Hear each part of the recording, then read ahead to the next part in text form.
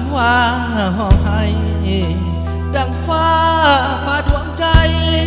เหมือนเปลวไฟเฝ้าไหม้อยู่ลานมันกุ้มใจนาเมื่อคนหักตัดใจไหลยาย้อนเอาเป็นคนให้ค่าก็เป็นเพียงคนธรรมดาก่อนเขาเคยว่าหักกัน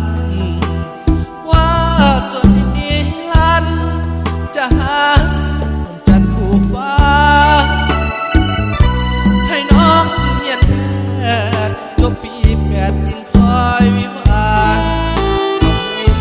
น้องเคยเอ่ยนานไอ้ก็ทาน้องอย่างสุดแสนแต่เดี๋ยวนี้คนดีน้องมาลืมสิ้นบ่าวลาวพัดดินมันอยู่ฟินสวมก้อนซอยแม่